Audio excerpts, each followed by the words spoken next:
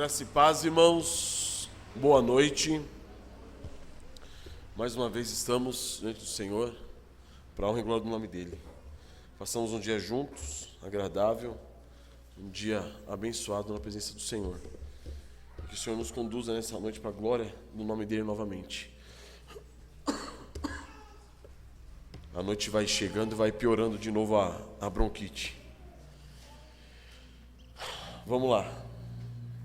Amados, nessa noite eu queria tratar do texto de Lucas, capítulo 7. Vamos deixar aberto em Lucas, Evangelho de Lucas, capítulo 7, onde falaremos sobre a mulher pecadora, se assim o Senhor nos permitir. É o finalzinho do capítulo 7 de Lucas, a partir do versículo 36.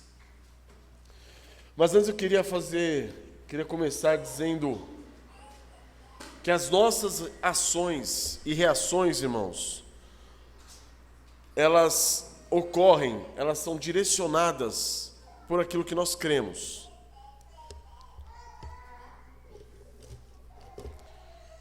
Já dizia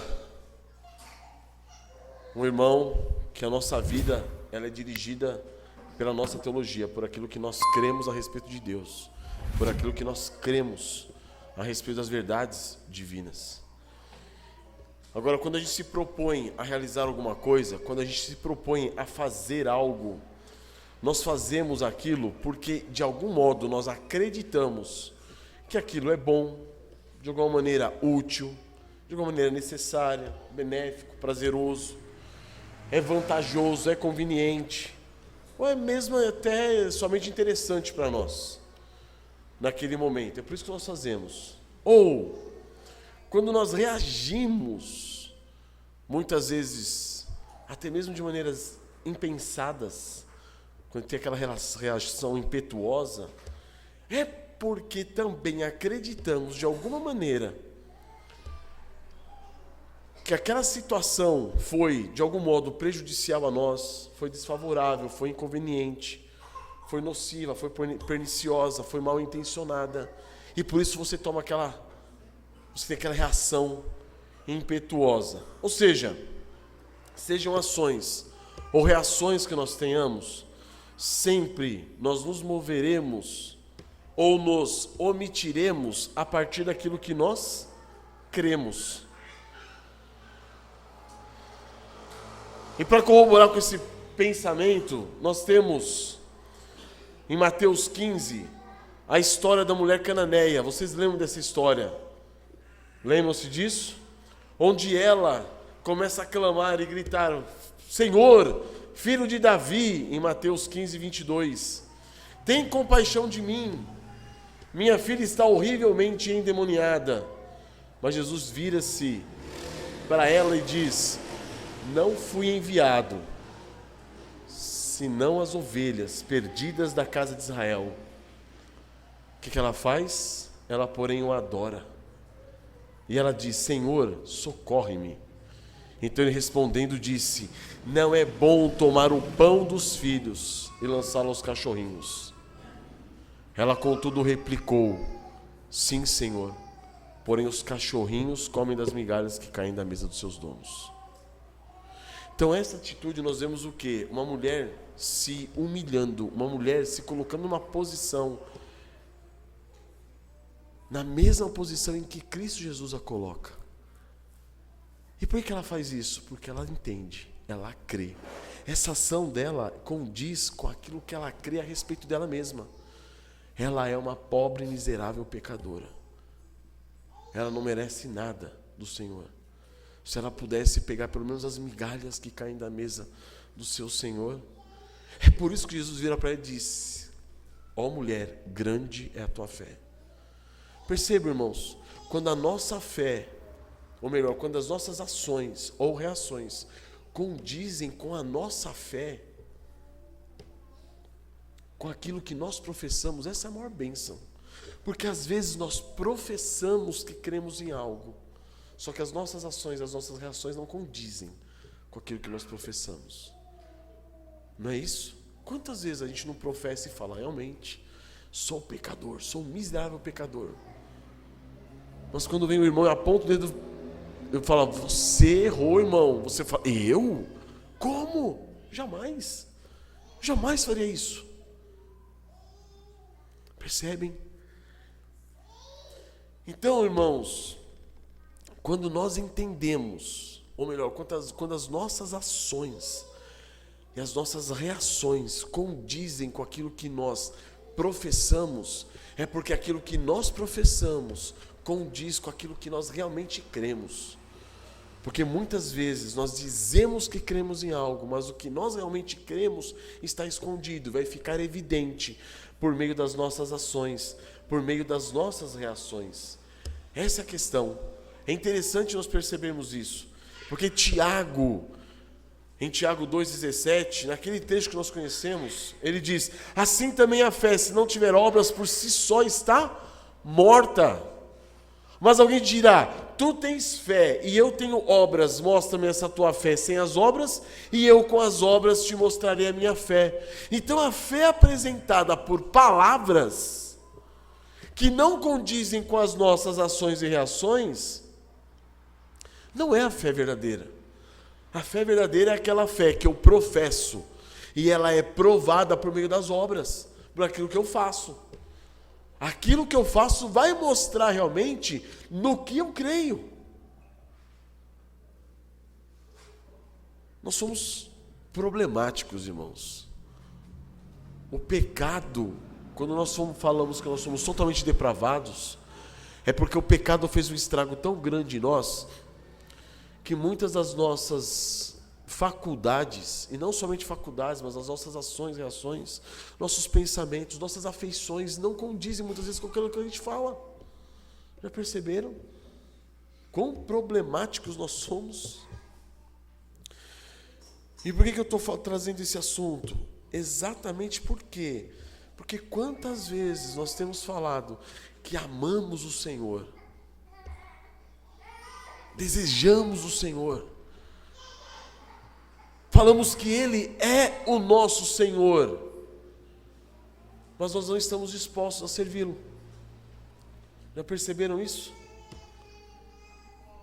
E aí acontece, tudo aquilo que nós falamos se torna vão, se torna inútil, se torna inócuo, vazio. Então, queridos, a pergunta hoje é, suas obras condizem com a fé que você professa? As suas obras, elas estão de acordo, elas corroboram aquilo que você fala, elas autenticam a sua profissão de fé, ou a sua profissão de fé está desvinculada daquilo que você realmente crê. Nós vamos ver isso, irmãos, na história da mulher pecadora. Ela creu no Senhor Jesus Cristo, e aquela fé fez com que ela produzisse. O produto da sua fé foi condizente com a fé que ela recebeu. Ela serviu aquele a quem ela viu ser o Senhor dela. Teve um caso que eu e o William, como pastores, numa exortação, falamos para o irmão, numa situação dessa, você não pode chamar o Senhor Jesus Cristo de Senhor. Você não está disposto a servi-lo. Você não está disposto a entregar a sua vida por Ele. Você não está disposto a amá-lo. Como você pode chamá-lo de Senhor? Não dá. E quantas vezes nós não fazemos isso, irmãos? Nós não chamamos Cristo de Senhor, mas não vivemos na relação com Ele de senhorio. Nós chamamos Ele de Senhor, mas nós não vivemos essa relação de senhorio. Nós chamamos Ele é o nosso Senhor, mas cadê você servindo a Ele? Então a pergunta é, suas obras condizem com a fé que você professa? Vamos curvar nossas cabeças, irmãos? Senhor, dá-nos graça nessa noite, ó Pai, para enxergarmos, meu Deus, o estrago que o pecado fez no nosso ser. E quanto precisamos, ó Deus, de Ti. Quanto precisamos da Tua graça, do Teu amor, da Tua misericórdia. E quanto percebemos, ó Deus, que nessa condição miserável que nos encontramos, Tu tens nos amado. Tu nos amaste e continua nos amando. Tu tivesse misericórdia para conosco e Tu continuas tendo misericórdia para conosco. Ó Senhor, porque as Tuas misericórdias duram para sempre, ó Pai. Elas não têm fim, se renovam a cada manhã. Ó Deus, grandes, ó Deus, são os Teus caminhos, grandes são os Teus juízos. Ajuda-nos, ó Pai, a enxergarmos, ó Deus, essa dicotomia em nossa vida, ó Pai. Pois muitas vezes professamos aquilo que não cremos e vivemos de maneira ímpia, demonstrando no que realmente cremos. Ajuda-nos, ó Pai, na nossa fé, pois somos fracos. Tem misericórdia e renova, ó Pai, a nossa fé no convívio com os irmãos, por meio das exortações, das admoestações, para que não sejamos endurecidos pelo engano do pecado. Tem misericórdia de nós e fortalece-nos, ó Pai. Em Cristo Jesus, para a glória do Teu santo nome, nós pedimos. Amém, Senhor. Então vamos ler Lucas capítulo 7, versículo 36. Convidou-o um dos fariseus para que fosse jantar com ele. Jesus, entrando na casa do fariseu, tomou lugar à mesa. E eis que uma mulher da cidade, pecadora, sabendo que ele estava à mesa na casa do fariseu, levou um vaso de alabastro com unguento. E estando por detrás aos seus pés, chorando, regava-os com suas lágrimas e os enxugava com os próprios cabelos e beijava-lhe os pés e os ungia com unguento. Ao ver isto, o fariseu que o convidara, disse consigo mesmo: se esse fosse profeta, bem saberia quem e qual é a mulher que lhe tocou, porque é pecadora. Dirigiu-se Jesus ao fariseu e lhe disse: Simão, uma coisa tenho a dizer-te. Ele respondeu: dize-a, mestre. Certo credor tinha 2 devedores, um que lhe devia 500 denários e outro 50. Não tendo nenhum dos 2 com que pagar, perdoou-lhes a ambos. Qual deles, portanto, o amará mais? Respondeu-lhe Simão: suponho que aquele a quem mais perdoou. Replicou-lhe Jesus, julgaste bem? E voltando-se para a mulher, disse a Simão: vês esta mulher? Entrei em tua casa e não me deste água para os pés. Esta, porém, regou os meus pés com lágrimas e os enxugou com os seus cabelos. Não me deste ósculo. Ela, entretanto, desde que entrei, não cessa de me beijar os pés. Não me ungiste a cabeça com óleo, mas esta com bálsamo ungiu meus pés. Por isso te digo, perdoados lhe são os seus muitos pecados, porque ela muito amou. Mas aquele a quem pouco se perdoa, pouco ama. Então disse a mulher: perdoados são os teus pecados. Os que estavam com ele à mesa começaram a dizer entre si: quem é este que até perdoa pecados? Mas Jesus disse à mulher: a tua fé te salvou. Vai-te em paz. Irmãos, a abertura do culto hoje foi em Mateus capítulo 11. Por que Mateus capítulo 11? Porque em Mateus capítulo 11 é onde é relatado justamente o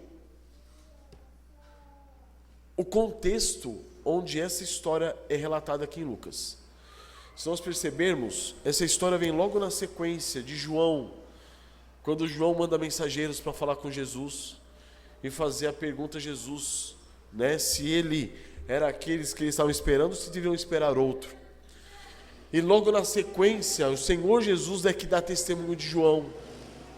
E ele conclui o testemunho a respeito de João dizendo que, pois veio João Batista, no verso 36 aqui, 33 aqui de Lucas 7. Pois veio João Batista não comendo pão, nem bebendo vinho, e dizeis, tem demônio.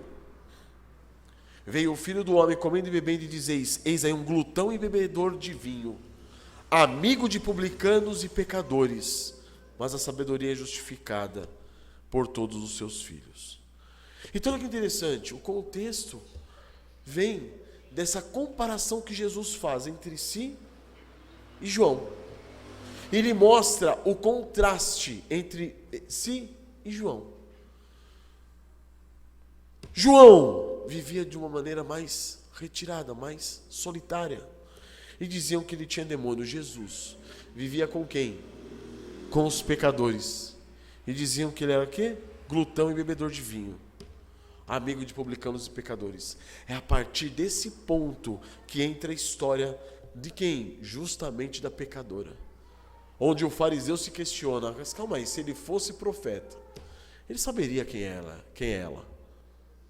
Ela não é qualquer mulher, ela é uma pecadora. E quando se fala dela ser uma pecadora, quer dizer o quê? Ela era uma mulher vil, uma mulher desprezível, provavelmente uma prostituta. Então ela era conhecida naquela região por ser o quê? Uma prostituta. Só que é interessante que lá em Mateus capítulo 11, nós que já lemos, se vocês perceberem, depois do relato que Jesus dá a respeito de João Batista, ele entra naquela parte da condenação daquelas cidades onde foram realizados os milagres, as cidades não creram, e logo na sequência Jesus fala o quê? Vinde a mim todos vós que estáis cansados e sobrecarregados, e eu vos aliviarei. Tomai sobre vós o meu jugo, aprendei de mim que sou manso e humilde de coração, e achareis descanso para as vossas almas. Então J.C. Riley diz o seguinte, provavelmente essa mulher, ela se converteu nessa pregação de Jesus. Se compararmos o contexto do capítulo 7 de Lucas com o contexto do capítulo 11 de Mateus, provavelmente ela tenha se convertido. Nesse momento, ela tenha sido convertida por Cristo, no ato dessa pregação. E ela que estava sendo aflita pelo pecado, ela foi até Cristo e achou descanso para a sua alma. E aqui agora, logo na sequência, um fariseu convida Jesus e ela fica sabendo, ele está lá. Está na casa de quem? Do fariseu. Eu vou lá. Eu quero ir lá. Eu quero estar com ele. Não confundamos, irmãos, essa mulher com a Maria, irmã de Lázaro, que é aquela que, em Marcos 14, derrama todo o bálsamo, o unguento sobre Jesus. E o mesmo relato é feito em João 12, dizendo que ela só joga sobre os pés de Jesus. Essa mulher não é Maria, irmã de Lázaro. E também não é, como muitos supõem, Maria Madalena. Por quê? Porque logo na sequência do capítulo 8 de Lucas, no versículo 2, vai citar Maria Madalena e vai citar o nome da Maria. Maria, conhecida como, chamada Madalena. Por quê? Porque ela era da cidade de Magdala. Então é uma mulher que nós não conhecemos, irmãos. Uma mulher que foi trazida pelo anúncio do Evangelho de Cristo por Cristo mesmo. O próprio Senhor Jesus anunciou e ela veio. E ela foi por Ele transformada, foi por Ele convertida. Então, amados, nessa noite, pretendo apresentar esse trecho do versículo 36 ao 50, sob 7 aspectos, sob 7 pontos. E é interessante porque esses pontos, eles são vistos, vão poder ser vistos como um sanduíche. E no meio deles, o que vai preencher esse sanduíche vai ser a parábola que Jesus conta a Simão. Então nós falaremos do primeiro ponto, que é a apresentação dos personagens. O segundo ponto vai ser a realização de um serviço, onde essa mulher pecadora vai até Jesus e o serve. O terceiro ponto vai falar sobre o mau juízo do fariseu. O quarto ponto é a parábola. O quinto ponto, Jesus restaura o juízo do fariseu. O sexto ponto, aquele serviço que aquela mulher faz, Jesus mostra aquele serviço como sendo a demonstração de um amor, do amor dela para com ele. E nós concluímos essa passagem falando da admiração, da manifestação admirada das personagens que estavam naquele ambiente, quando eles perguntam: quem é este que até perdoa pecados? Então, o primeiro ponto, irmãos, é onde nós temos a apresentação das personagens. Convidaram quem? Jesus.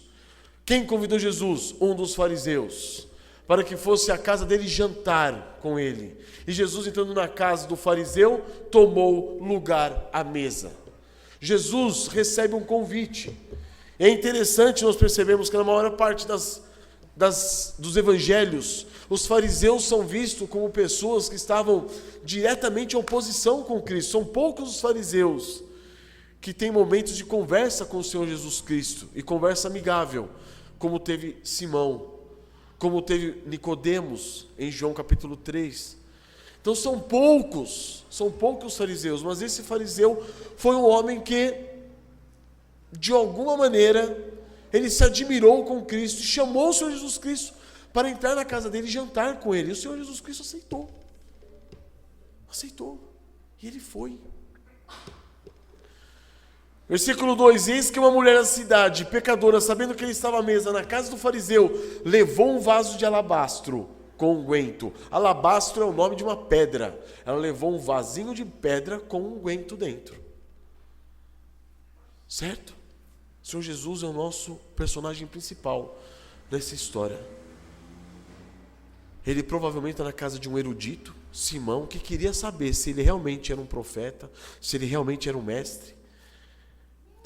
Ele não estava ali aparentemente para aprender, ele estava ali para avaliar quem era Jesus. Será ele um mestre? Será ele um profeta? O que será que ele é? E nós temos aqui agora no versículo 2 a apresentação dessa mulher.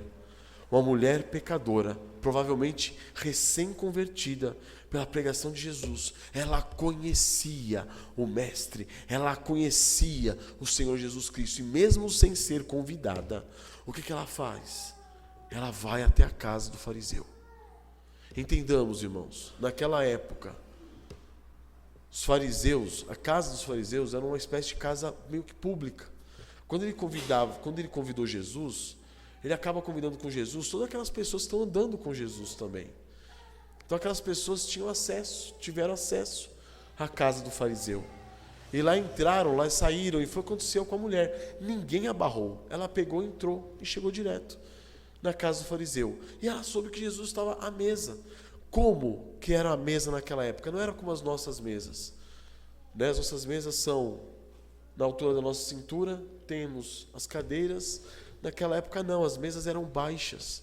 Era uma elevação um pouquinho acima do piso, onde se colocavam as comidas, e a pessoa se reclinava no chão, encostada no ombro, para ali ficar comendo, e com seus pés para trás. Foi nessa condição que essa mulher pecadora se aproxima de Jesus, se dobra diante dele e começa a servi-lo. Olha em versículo... Falei versículo 2, aquela hora, versículo 37. Olhem agora o versículo 38, irmãos. Vamos pegar o 37 novamente. E eis que uma mulher da cidade pecadora, sabendo que ele estava à mesa na casa do fariseu, levou um vaso de alabastro com unguento, e estando por detrás aos seus pés, chorando, regava-os com suas lágrimas, e os enxugava com os próprios cabelos, e beijava-lhe os pés, e os ungia com unguento. Essa é a situação daquele momento. A mulher pecadora, ela entra na casa do fariseu, ela não quer saber se ela foi convidada ou não. O Senhor dela estava lá. O Senhor Jesus Cristo estava lá. E percebam, irmãos, ela já tinha obtido dele tudo o que ela queria. Tudo. Ela vai para servi-lo. É interessante percebermos isso. Ela não está indo atrás dele pedindo a atenção dele, pedindo que ele venha suprir alguma carência dela. Não, ela quer servi-lo, e é para isso que ela vai até o Senhor Jesus. E ao ver isto, o fariseu que o convidara disse consigo mesmo: se esse fora profeta, bem saberia quem e qual é a mulher que lhe tocou, porque é pecadora. 40. Dirigiu-se Jesus ao fariseu e lhe disse: Simão, uma coisa tenho a dizer-te. Ele respondeu: dize-a, mestre. Então, amados, o fariseu disse consigo mesmo, ele pensou, e na sua mente ele disse: descobri, se ele fosse profeta, ele não aceitaria isso, ser tocado por uma pecadora, ser servido por uma pecadora. Ele não aceitaria isso. E ele começa então, o fariseu começa a questionar as credenciais do nosso Senhor Jesus Cristo. O seu juízo é legalista, o seu juízo é hipócrita. Por quê? Porque ele avalia as ações da mulher a partir do quê? Do histórico da sua transgressão. E ele não analisa as ações da mulher baseando-se na fé dela. Ele não para pensar. Uma mulher pecadora não estaria naquele momento, naquele lugar, fazendo o que ela estava fazendo. Não tinha porquê uma mulher pecadora fazer aquilo. Percebam, o fariseu ele não consegue analisar as ações, as reações da mulher pecadora, pensando: mas calma aí, alguma coisa aconteceu de estranho nela. Alguma coisa aconteceu de estranho nela. Não é comum uma mulher pecadora estar aqui, estar nesse momento, aqui, fazendo o que ela está fazendo. Não, ele avalia e julga a mulher pecadora e avalia a reação de Jesus a partir dos seus próprios preconceitos, chegando à conclusão de que Jesus não era mestre, Jesus não era profeta. Se ele assim o fora, ele não aceitaria aquilo. Só que o Senhor Jesus, irmãos, era mais do que um profeta. O Senhor Jesus havia entendido e ouvido os pensamentos de Simão. E além do mais, ele era o Deus que tinha perdoado essa mulher. Ele era muito mais do que um profeta, muito mais do que um mestre. Mas ainda que afrontado pelos pensamentos do fariseu, o Senhor Jesus se propõe a quê? A trazer o fariseu à razão. Se dispõe a fazê-lo compreender o que está acontecendo. E aí Jesus propõe o quê? Uma parábola para ele. E Jesus fala: Simão, tenho uma coisa para dizer-te. E Simão fala: dize-a, mestre. Jesus diz: certo credor tinha 2 devedores. Um lhe devia 500 denários e o outro 50. Não tendo nenhum dos 2 com que pagar, perdoou-lhes a ambos. Qual deles, portanto, o amará mais? Essa é a parábola, irmãos, que está no centro dessa história. Certo credor tinha 2 devedores. Um devia 500 denários e o outro 50. Imaginemos hoje, passando para reais.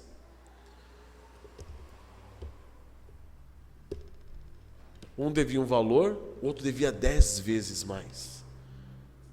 Que seja, um devia 1.000, o outro devia 10.000 reais. O que acontece com esse credor? Ele vendo que ambos os devedores não tinham o que pagar, ele perdoa ambos. E Jesus pergunta para Simão: quem você acha que o amará mais? Agora olha a relação que Jesus faz. A relação de dívida e perdão. A relação entre perdão e amor. Esses homens estavam devendo. Esses homens foram perdoados. Agora, esses homens perdoados, qual a relação deles de amor com aquele que os havia perdoado. Irmãos, essa parábola muito pequenininha, ela é impressionante, porque ela trata justamente de cada um de nós, da nossa situação como devedores, a nossa situação como tendo um escrito de dívida que foi pago na cruz do Calvário, como nós temos estudado nos domingos de manhã. Um escrito de dívida que foi cravado na cruz de Cristo. Ele rasgou aquele escrito de dívida. Não há mais dívida contra nós. Nós fomos o quê? Perdoados. Aquele que creu no Senhor Jesus Cristo foi o quê? Perdoado. Essa é a relação que Jesus faz na parábola. Aí ele pergunta, mas entenda, Simão, um foi perdoado só de 50 denários, outro de 500. Quem você acha? Qual deles, portanto, o amará mais? E Jesus, então, ele se propõe a ensinar o mestre da lei, que não tinha compreendido essa relação entre perdão e amor, entre pagamento de dívida e perdão. Quem age, irmãos, em amor é porque crê que foi perdoado. Esse é o caso da mulher. E quem aceita essa demonstração de amor é porque sabe que pode perdoar. E esse é quem? O Senhor Jesus Cristo. Olha que interessante. Aquela cena. Ela o serve demonstrando o quê? Amor. Por quê? Porque ela creu que ela foi perdoada. Foi tirado das costas dela o jugo da opressão do pecado e colocado o jugo de Cristo. Agora, por que o Senhor Jesus aceita aquela ação de serviço em favor dele? Porque ele sabe que ele perdoa. Ele a perdoou. Ele a perdoou. Ele é o credor, com o qual todos nós estávamos endividados. Por que ele faz? Ele paga a dívida de alguns. E esses que creram nele se percebem o quê? Libertos dessa dívida, perdoados. Com essa pergunta, o Senhor Jesus restaura o juízo do fariseu. E aí ele pergunta, qual deles, portanto, amará mais? E aí respondeu-lhe Simão, suponho que aquele a quem mais perdoou, replicou-lhe Jesus, julgaste bem. O juízo então do fariseu, que lá atrás havia se corrompido, demonstrado a sua inaptidão em analisar os fatos, aqui ele é restaurado. De que maneira? Jesus está falando, se ela está fazendo isso, é porque ela foi perdoada. E ela foi muito perdoada.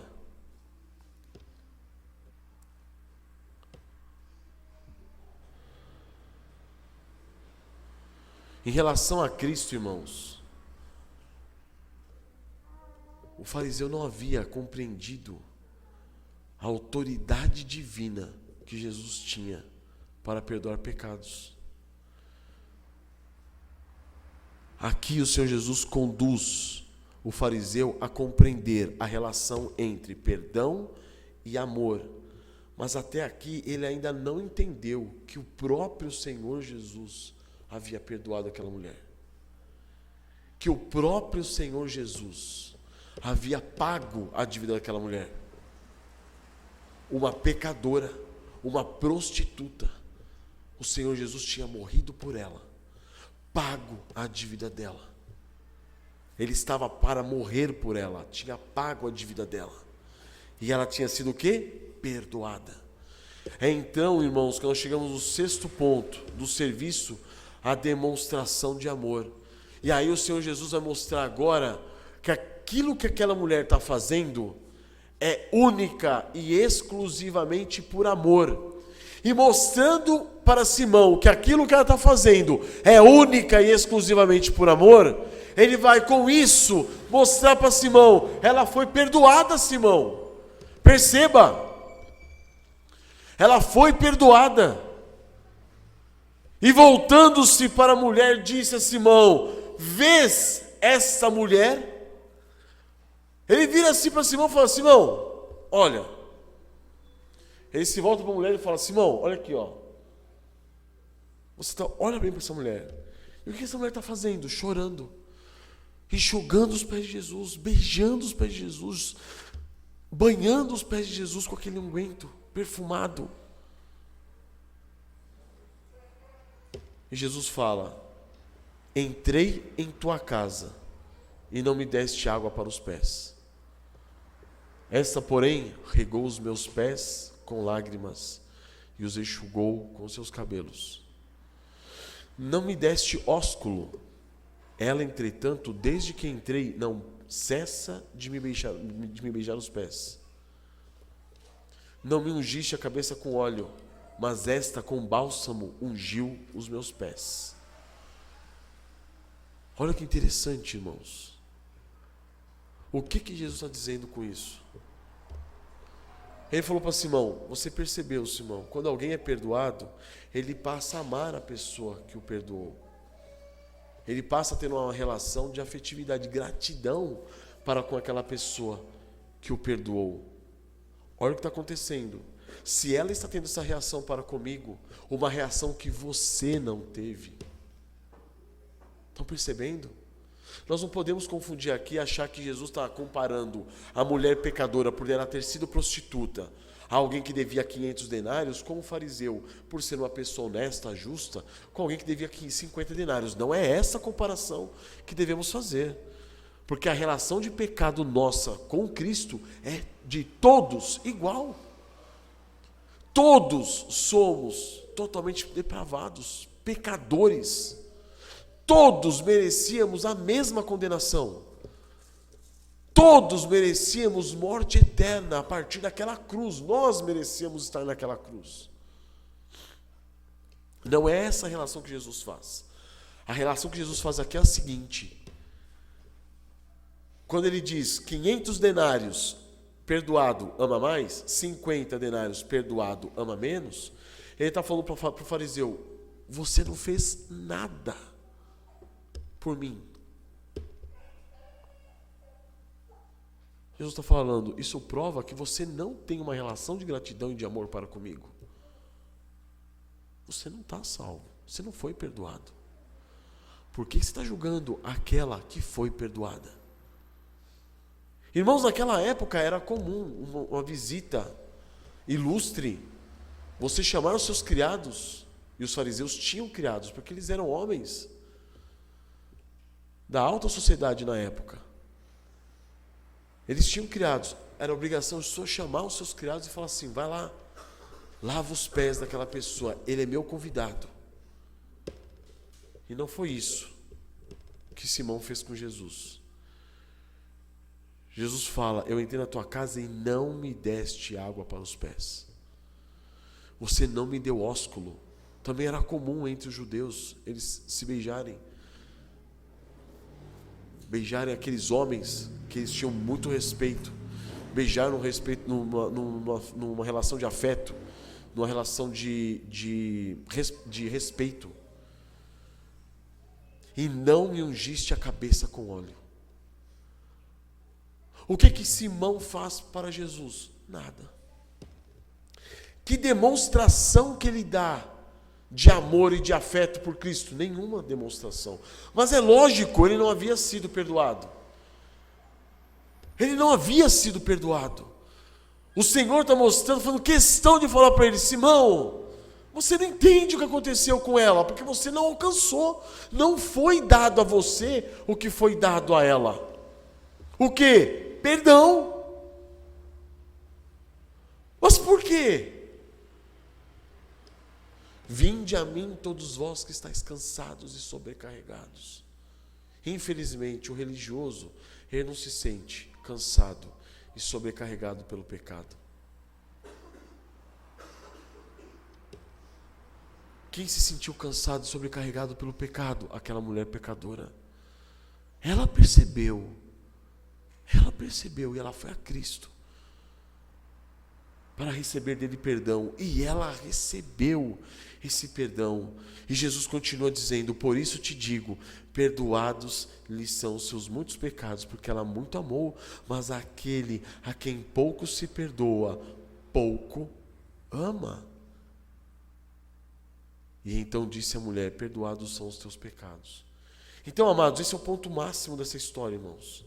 A demonstração de amor daquela mulher pecadora para com Cristo Jesus o Senhor. Foi uma demonstração de amor no ato do quê? De honra e de adoração. Ela está honrando a Cristo, ela está adorando a Cristo. Após ela ter sido convertida, ela reconheceu o quê? A sua condição de miserável. E quanto ela tinha sido perdoada. E aí ela corre para encontrar o Senhor Jesus Cristo. Para quê? Para, com todo respeito, reverência, demonstrar a sua obrigação, a sua responsabilidade de serva. Ela tinha que servir o Senhor.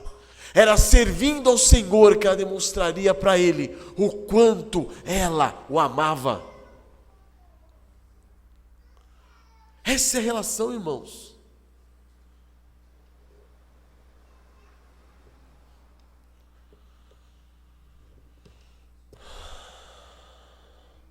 Ela veio por detrás de Jesus e, dirigindo seus pés de Jesus como uma serva, uma criada, ela se colocou para quê?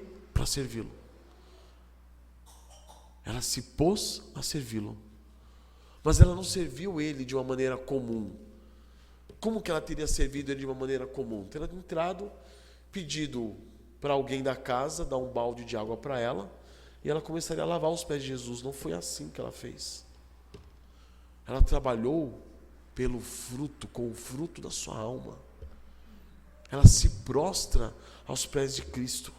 Ela se humilha diante da majestade de Cristo, diante da santíssima dignidade do Senhor Jesus Cristo, e passa a servi-lo com todo o seu ser, lavando os seus pés com suas lágrimas. Ela o serve, ela o honra, ela o adora com notório amor. Irmãos, a posição mais humilde, inferior daquela época,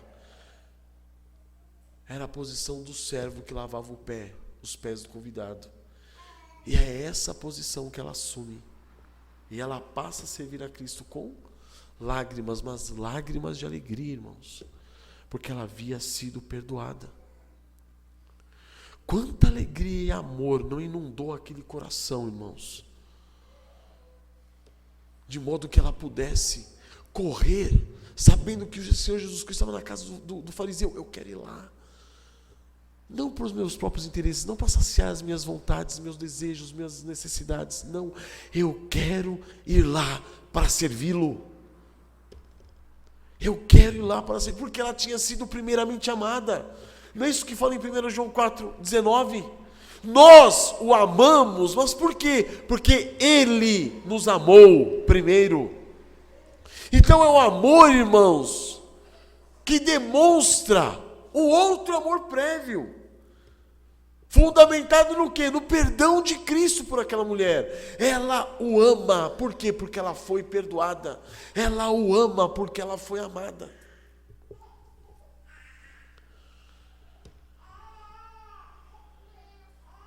Essa é a ação, essa é a reação dessa mulher diante daquilo que ela cria.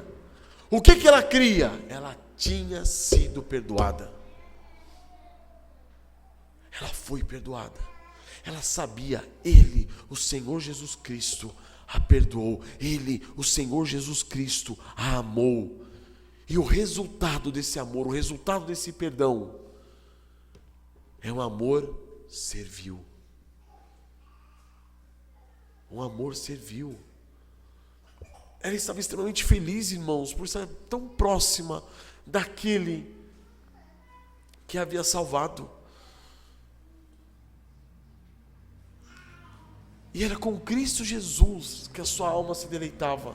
Então ela estava lá prostrada e lavava os pés com lágrimas, enquanto os beijava, com beijos de adoração, com beijos de amor, de gratidão. E aí então ela pegou e soltou os seus cabelos e começava a enxugar os pés de Cristo com seus próprios cabelos.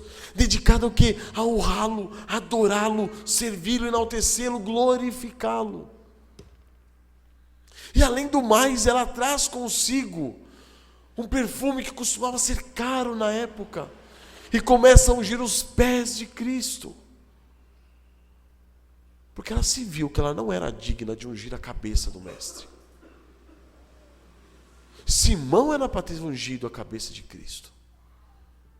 Você não me ungiu com óleo, não derramou óleo sobre minha cabeça. Ela unge os pés do Senhor, reconhecendo-o como Messias, como ungido de Deus, como o seu rei. Abram comigo em Hebreus capítulo 1, verso 8 e 9.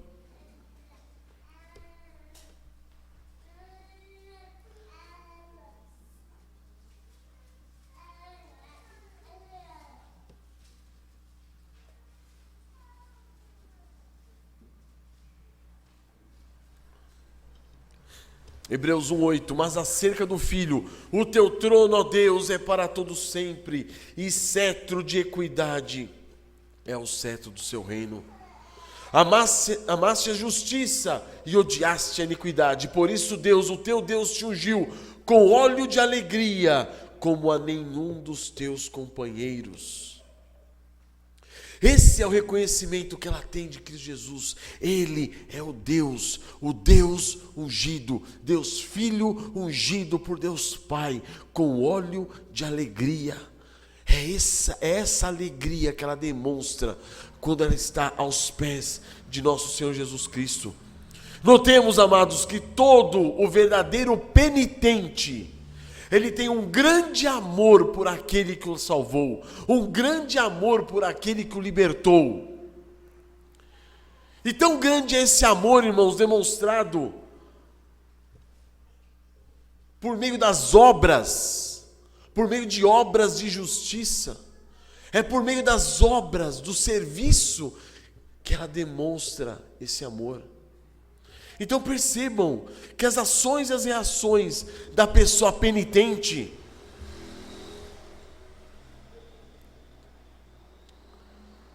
no caso, essa mulher pecadora, condizem com aquilo que ela crê. Ela serve aquele que ela cria, sabia que era o seu mestre, o seu Senhor.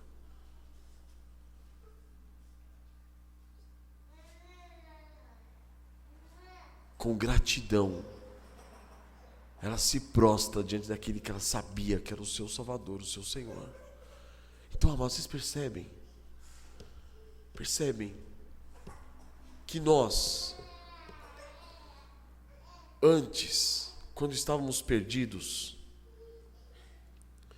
e fomos salvos por Cristo Jesus, nosso Senhor, vocês percebem o tamanho da dívida que foi paga? Será que nós percebemos o tamanho da dívida que foi paga por Cristo em nosso lugar? Como que Ele, para livrar-nos da maldição, se fez maldição em nosso lugar? Será que a gente consegue perceber isso?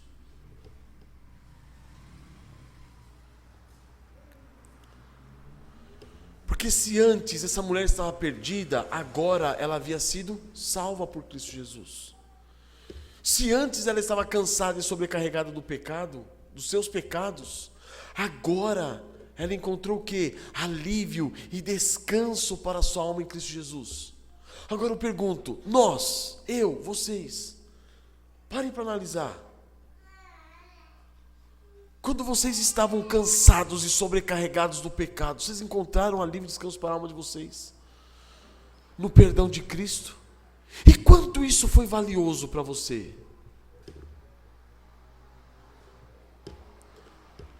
Porque Porque às vezes não, porque as nossas ações e as nossas reações, elas revelam aquilo que nós realmente cremos. E muitas vezes nós dizemos, o Senhor Jesus Cristo é o meu Senhor, quanto eu amo a Cristo Jesus. Amém. Esse amor está sendo demonstrado como? Como?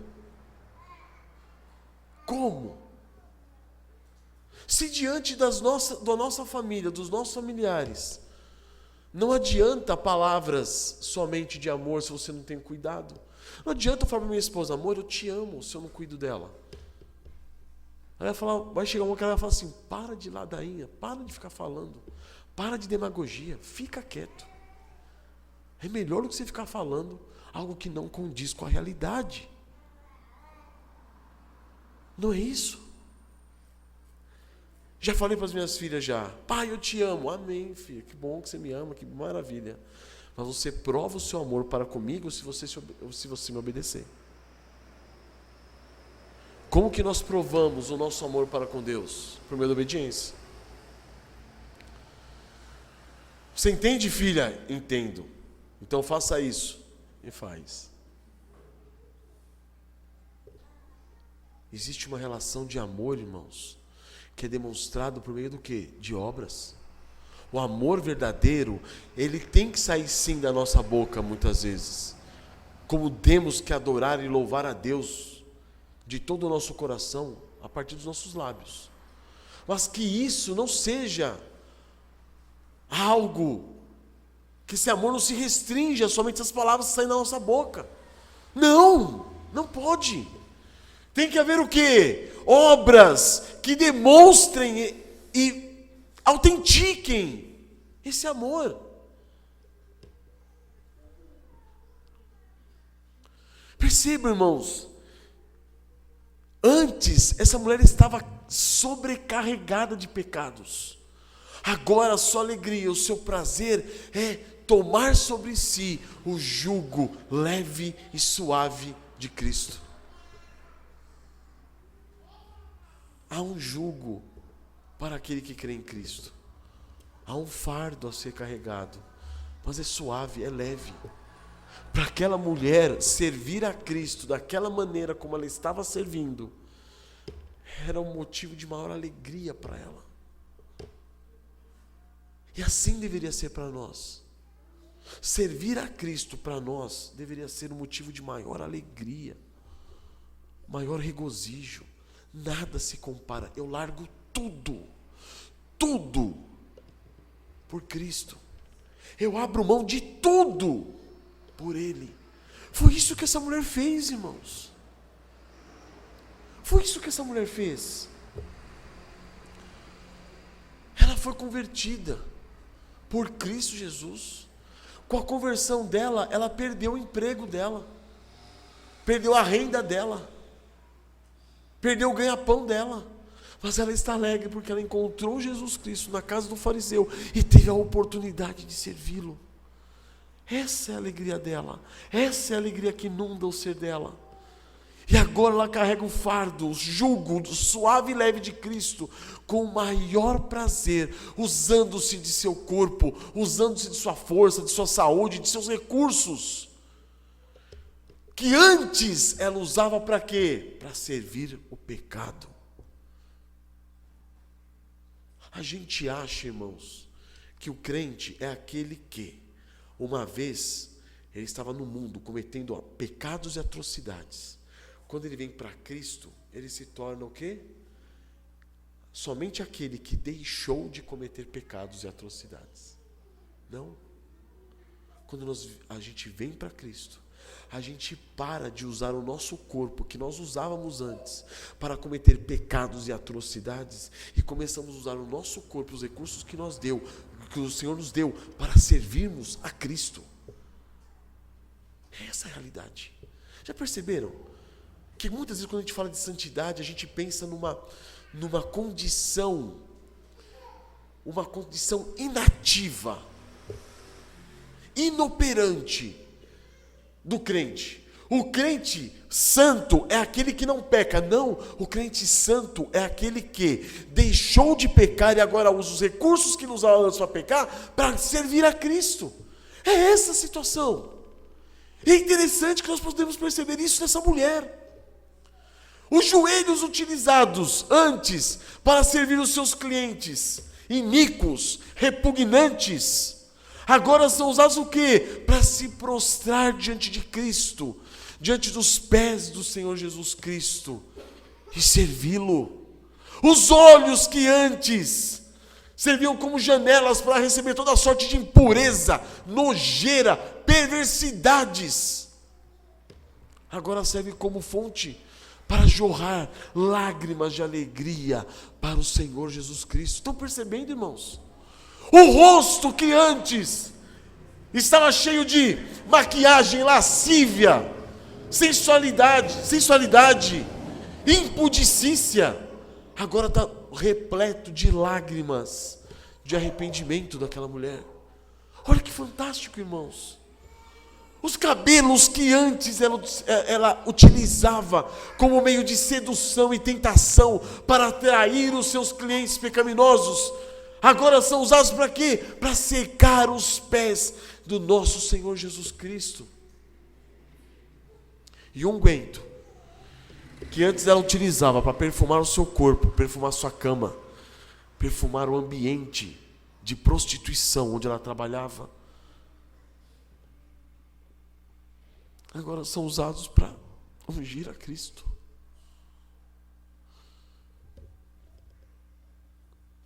Ungir os pés do seu Salvador. Irmãos, eu pergunto,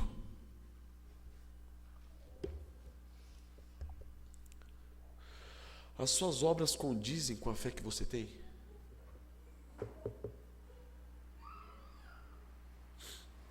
As nossas obras têm sido condizentes, irmãos, com a fé que nós temos, com aquilo que nós professamos crer? Nós dizemos que cremos no Salvador. Ele realmente é o seu Salvador? Você realmente vê o tamanho da dívida de pecado que você devia a Ele e que Ele perdoou? E como meio de gratidão e de louvor da graça e da misericórdia de Cristo para com você, você tem buscado servi-lo com todo o seu ser? É isso que Paulo fala aos Romanos, no capítulo 12, versículo 1, ele diz: rogo-vos, pois, irmãos, pelas misericórdias de Deus, que apresenteis o vosso corpo por sacrifício vivo, santo e agradável a Deus, que é o vosso culto racional. Sabe qual é o verdadeiro culto nosso, irmãos? Muitas vezes não é cantar, ouvir a mensagem, estar em comunhão. Não. O nosso culto é oferecer o nosso corpo como sacrifício vivo ao serviço de Cristo, a serviço da sua igreja, a serviço dos irmãos. É sobre isso que Paulo também fala aos Romanos capítulo 6. Abram comigo. Romanos capítulo 6, versículo 11.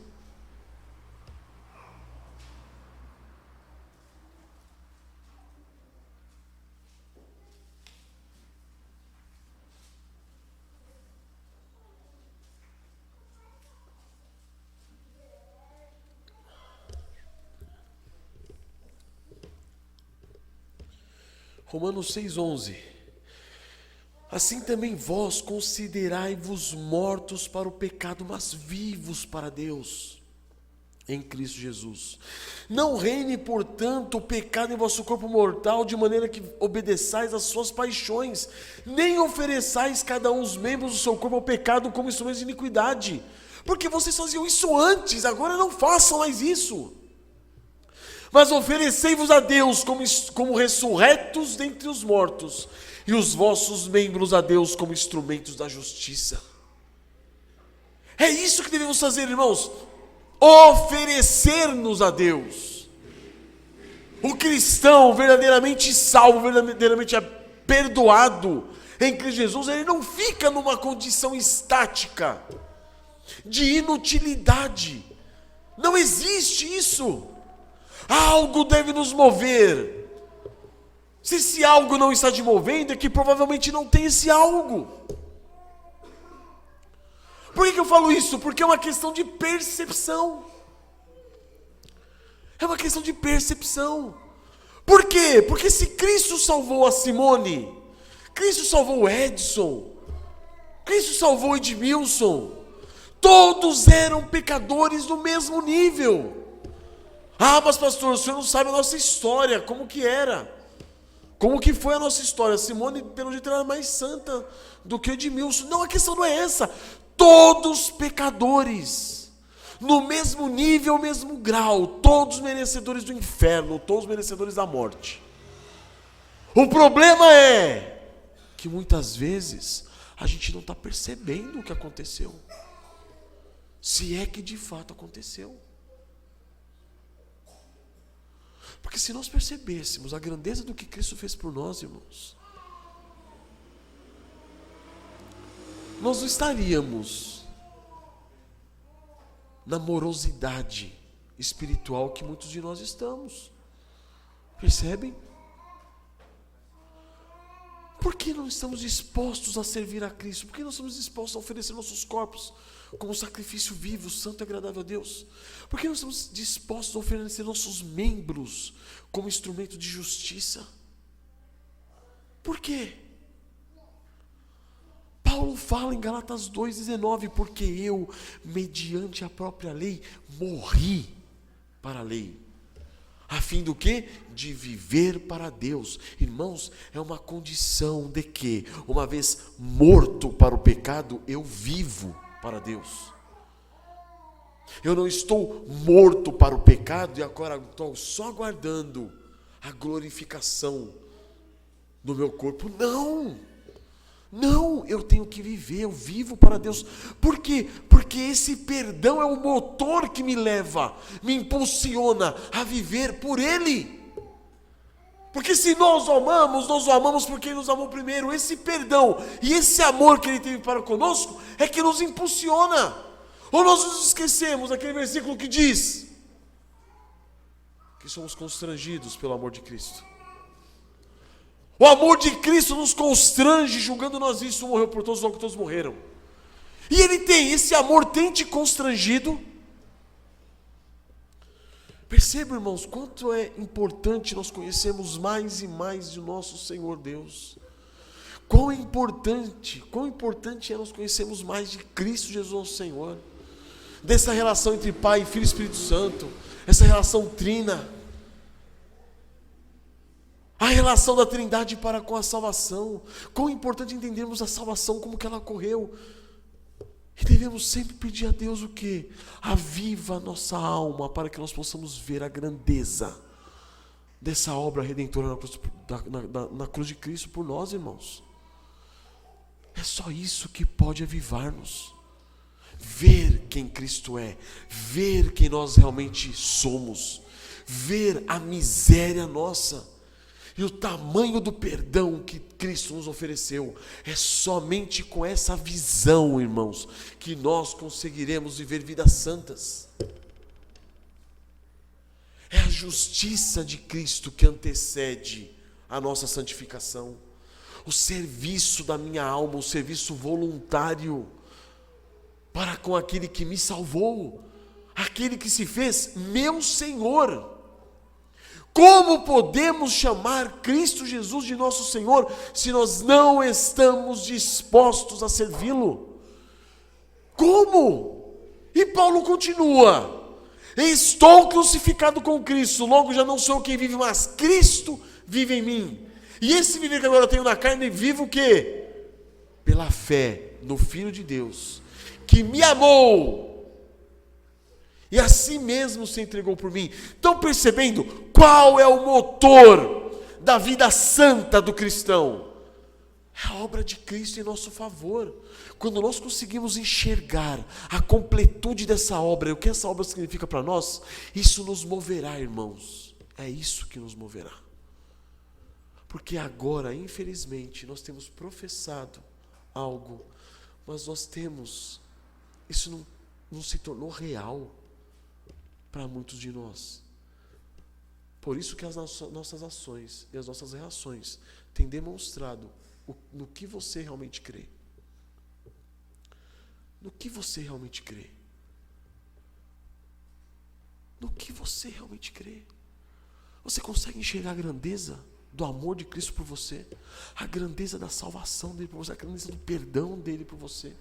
Da entrega dele no seu lugar? Você consegue enxergar a grandeza disso? Você consegue? Perceba o que aconteceu com aquela mulher. Ela largou tudo por Cristo. E você está disposto a largar tudo por Cristo? A você utilizar o seu corpo, a sua saúde, o seu tempo, os seus recursos, que outrora você usava para quê? Para os pecados. E agora usá-los para Cristo. Estão percebendo, irmãos? Estão percebendo? Estamos dispostos. Estamos dispostos. Nós que empenhávamos todo o nosso tempo correndo atrás dos nossos prazeres, nossos deleites, nossas satisfações, por meio de esporte, disso, daquilo, de jogo, do que quer que seja. Muitos por meio de bebedeira, muitos por meio de sexo ilícito. Agora você tem pegado todo aquele empenho que você empregava nessas coisas fúteis e vis e empenhado todo esse trabalho para a obra de Cristo, para o serviço ao Senhor Jesus Cristo. Ou você ainda pensa que só porque você não faz mais aquelas coisas abomináveis, você está numa condição do quê? De santo diante de Deus? Não! Não! Não é isso. A vida cristã é uma vida ativa, irmãos. Não é uma vida omissa. A gente percebe pela vida dessa mulher, pela atitude dela e pelo que Jesus falou. Ela muito ama. Mas por que ela muito ama? Porque ela foi muito perdoada. E como Jesus sabe que ela muito ama? Porque ela está disposta a muito servir. Está disposto, irmãos? Vocês estão dispostos a deixar um pouco do seu tempo de lado, do tempo que você poderia servir a você mesmo, para evangelizar? Você está disposto a usar dos seus recursos financeiros, como essa mulher usou, daquele unguento caro, para perfumar a Cristo? Para deixar seus interesses de lado, seu conforto, seu comodismo, seu entretenimento? Muitas coisas são lícitas, mas Paulo fala, nem tudo convém. Sabe por quê? Porque às vezes nós pegamos coisas lícitas e colocamos à frente de Cristo. E o nosso desejo não é servi-lo, mas é realizar aquilo que é lícito. É lícito, mas não convém. Percebem, irmãos, que muitas vezes nós achamos que seria um desperdício fazer muito por Cristo. Já perceberam isso? Seria um desperdício fazer muito por Cristo.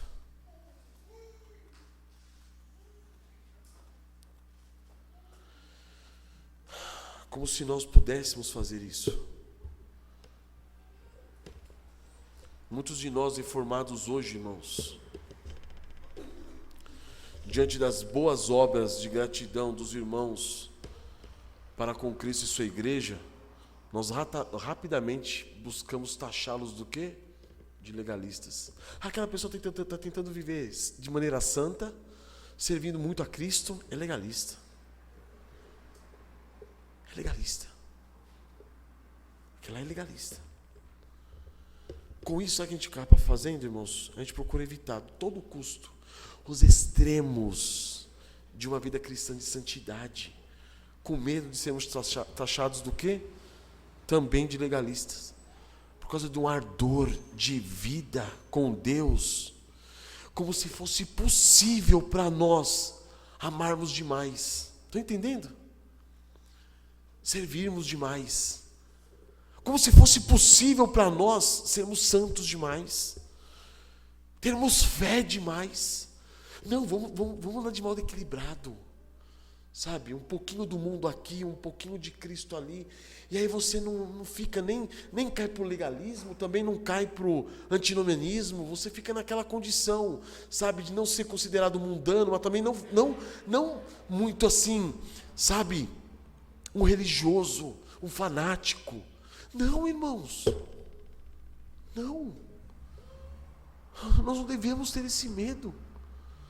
Essa mulher, para qualquer olho que a viu, falou, essa mulher é louca, fanática, está venerando um homem que se diz mestre, que está pregando por aí, ensinando por aí.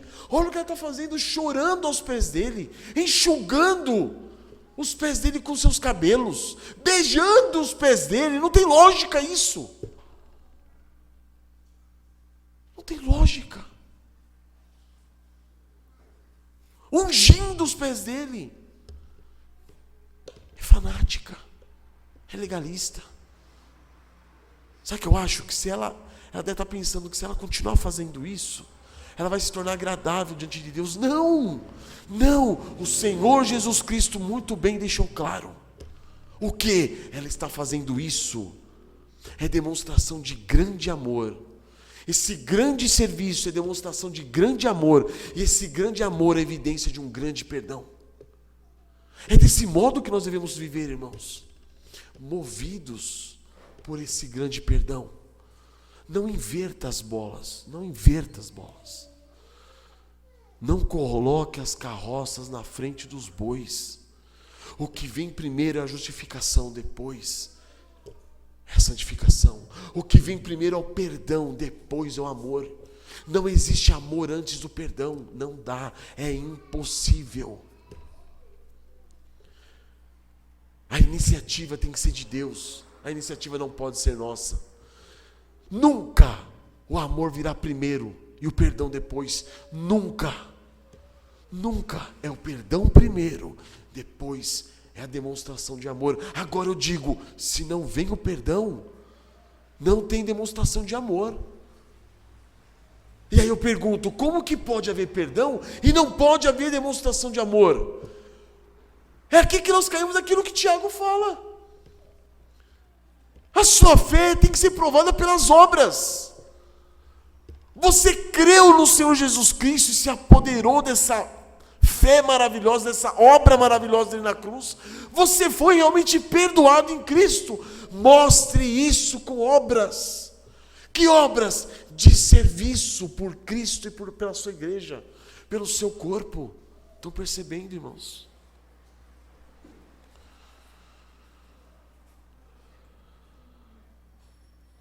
É porque obtivemos a paz, amados. É porque fomos reconciliados. É porque obtivemos perdão, que nós muito amamos a Cristo. E se nós não estamos demonstrando isso, por meio do nosso serviço a Ele, um serviço alegre, exuberante, exultante, um serviço leve, suave, um serviço que me enche de prazer, é das duas uma, ou você não recebeu esse perdão, ou você não está enxergando a realidade desse perdão. Você não está enxergando a grandeza desse perdão, a grandeza dessa dívida que você tinha, que foi paga por Ele na cruz. Enxergue isso, irmãos. Enxerguem isso. É isso, somente isso, que pode nos mover em direção a Cristo. Abram comigo em Lamentações, capítulo 3, verso 21. E olha o que Jeremias diz aqui, irmãos.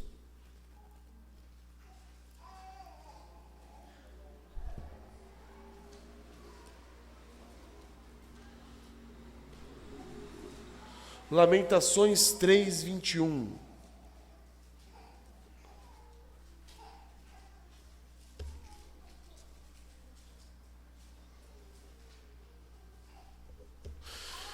Quero trazer à memória o que me pode dar esperança.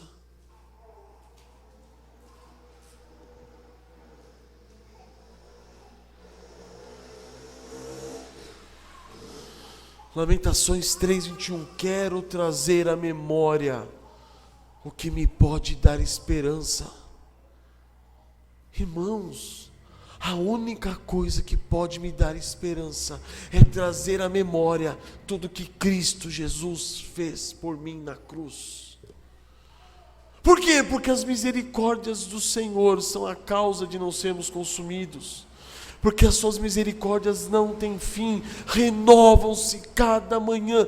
Grande é a tua fidelidade. A minha porção é o Senhor, diz a minha alma. Eu quero Ele, Ele é a minha porção. Eu desejo Ele, a minha recompensa é Ele, o meu anseio é Ele. Portanto, esperarei nele. Bom é o Senhor para os que esperam por Ele, para a alma que o busca. Bom é o Senhor para aqueles que o buscam.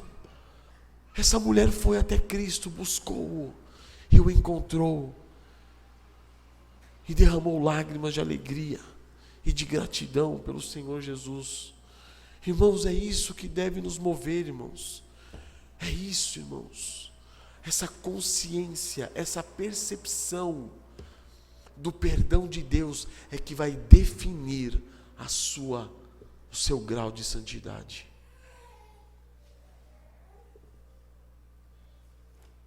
Não existe santidade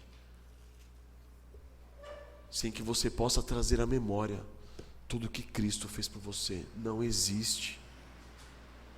Não existe. Traga à memória.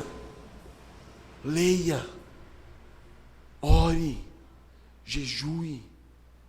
Vigile, busque a Deus, irmãos, busque o Senhor nosso Deus, busque. Não há santidade demais para Ele, não há esforço demais por Cristo. Tudo que pudermos fazer para Ele estará muito aquém daquilo que Ele merece. Mas a questão não é essa, a questão é: o seu coração está disposto a servi-lo? Você tem servido a Ele com alegria e com singeleza de coração? Você tem o amado? Essa é a questão, irmãos. Essa é a questão. E então, irmãos, o Senhor Jesus continua. E Ele diz no 47, perdoados lhes são os seus muitos pecados, porque ela muito amou. Mas aquele a quem pouco se perdoa, pouco ama. Não façamos uma confusão aqui de causa e efeito. Muitas pessoas pegam aqui e fazem uma confusão entre a causa e o efeito. E falam, está vendo? Ela foi perdoada porque ela amou muito. Não, você está invertendo. Está invertendo. Não faça essa inversão. É porque ela muito amou, é porque ela muito foi amada, ela foi perdoada, é que agora ela muito amou. E Jesus conclui, essa é a lição da parábola e essa é a conclusão que Jesus dá. Essa palavra porque muitas vezes nos faz confundir, achando que a causa do perdão foi o amor dela para com Cristo. Não, é o contrário.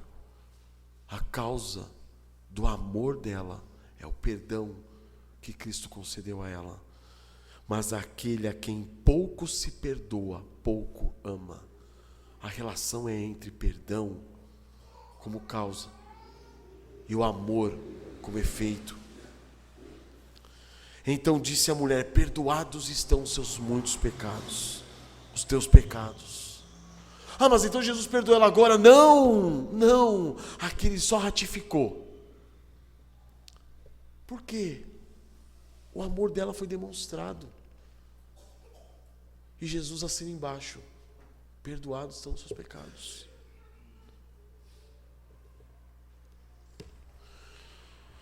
Mas isso foi um escândalo para aqueles que estavam à mesa com Jesus. E provavelmente até mesmo para Simão, que perguntou: quem é este que até perdoa pecados? Mas Jesus disse à mulher: a tua fé te salvou, vai-te em paz.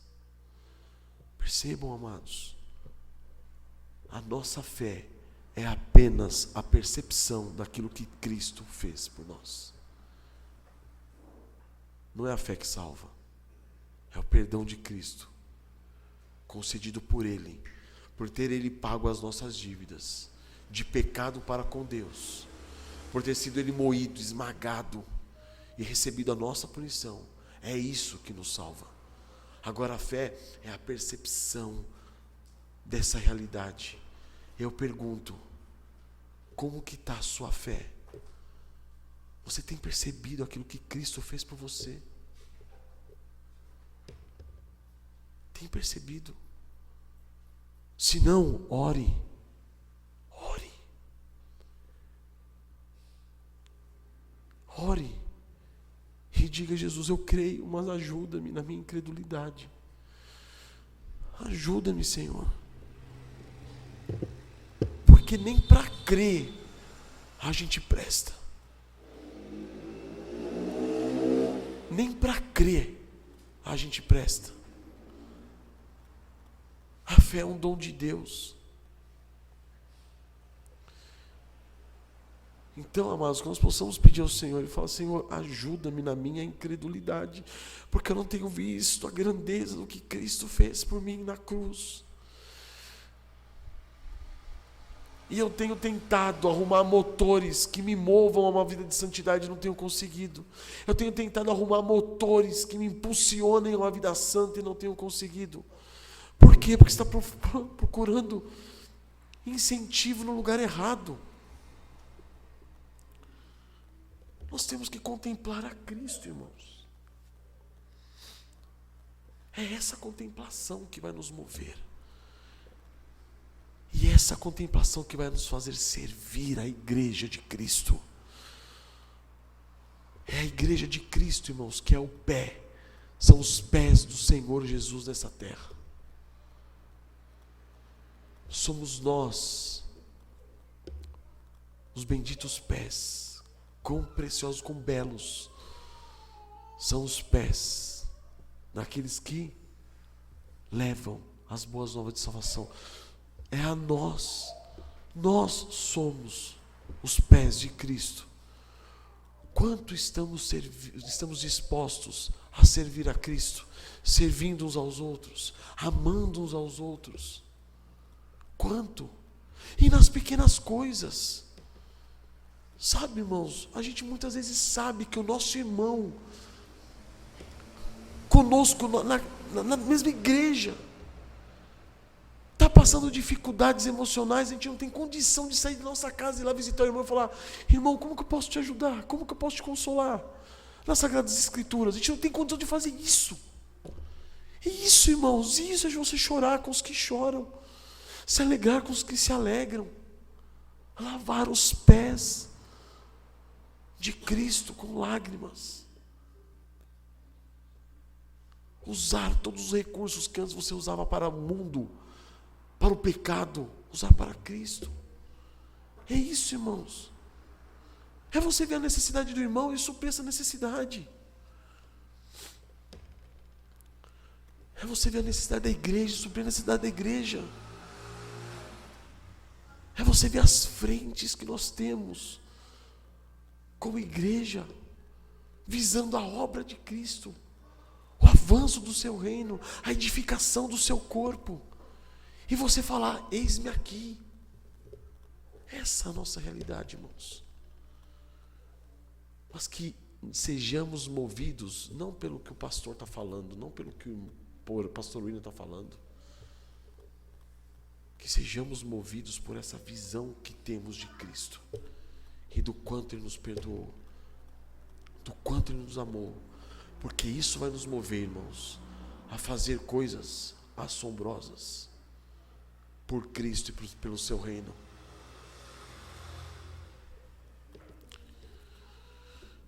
Histórias de missionários, irmãos, que pegaram seus filhos, educaram seus filhos, desde a infância, para serem enviados.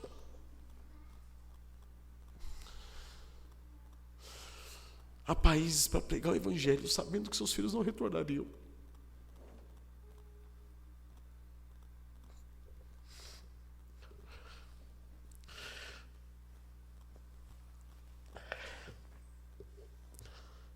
Sabe por quê? Porque eles viram a grandeza do que Cristo fez por eles. Nós não estamos vendo. Nós não estamos vendo. Homens e mulheres que se empenharam nos estudos de medicina, nos estudos das línguas. Por quê? Porque ele queria passear, visitar países pelo mundo afora? Não, porque eles queriam conhecer a língua dos povos para poder pregar o evangelho de Cristo. Empregaram horas dos seus dias, empregaram suas vidas para isso. Homens que se formaram como médicos e que podiam ganhar muito dinheiro no seu país, onde estavam, e saíram para servir quem? Os ímpios, na esperança de eles virem para Cristo. Por quê? Porque eles viram que o Senhor havia deixado sua glória e vindo a essa terra sofrer por eles. É por isso, só por isso.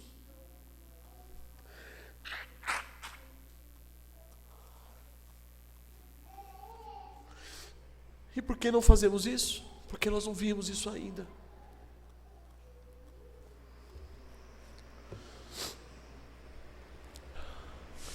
Percebam, irmãos, vamos pedir que o Senhor se revele a nós. É somente isso que pode nos encher de Cristo, nos avivar. É somente isso. Parece que nós ainda vivemos o Evangelho muito na esfera intelectual. Parece que essas realidades não se tornaram vida ainda em nós.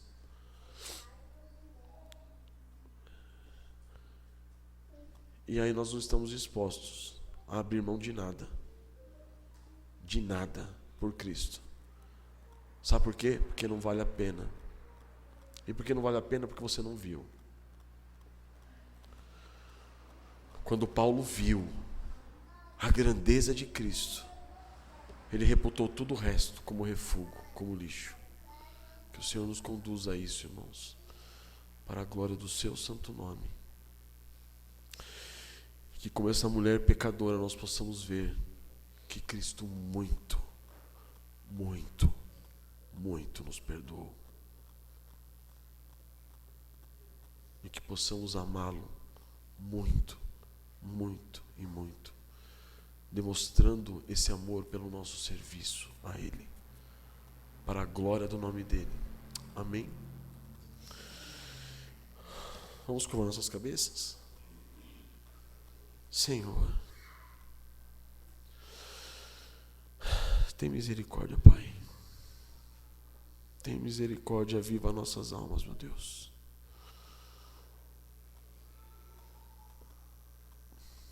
Para que não somente as nossas cabeças estejam cheias de informações a respeito de Cristo, mas que os nossos corações estejam cheios da vida de Cristo e do seu Santo Espírito derramado sobre nós.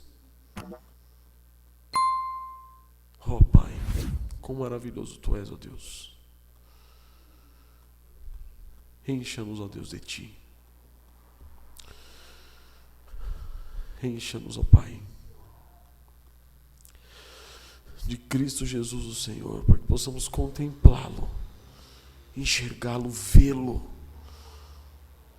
com os olhos da fé, ó Pai, entendendo quanto Ele nos perdoou,